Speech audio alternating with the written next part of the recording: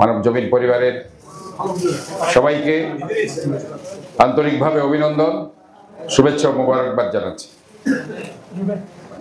মানব জমিন গত 16টি বছর অন্য পত্রিকাগুলো যেভাবে গা ভাসিয়ে দিয়েছিল, সেই ধারা থেকে সম্পূর্ণ নিজকে অন্য ধারায় প্রবাহিত করে, যে ধারাটি ছিল সত্য কথা বলার, ন্যায়ের কথা বলার, সুবিচারের কথা বলার, এই কথাগুলো বলতে গিয়ে বারবার তাদের বিরুদ্ধে ষড়যন্ত্র হয়েছে। আজকে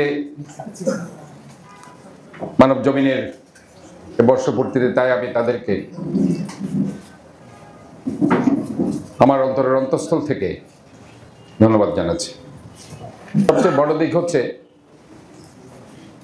যে সাধারণ মানুষের কথা বলা, সত্য ও ন্যায়ের পক্ষে কথা বলা। আমরা গত 16টি বছর আমরা এই যে আইসিটি অ্যাক্ট মামলার কারণে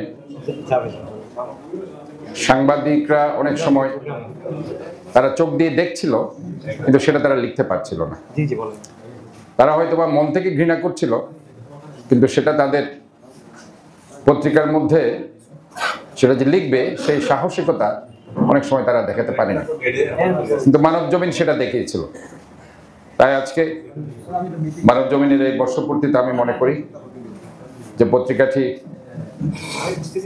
অন্যায়ের বিরুদ্ধে, অসত্যের বিরুদ্ধে,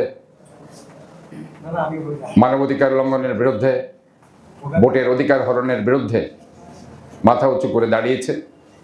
আজকের এই বর্ষপূর্তিতে তাদের স্যালুট জানিয়ে আমি আমার বক্তব্য শেষ করছি। ধন্যবাদ।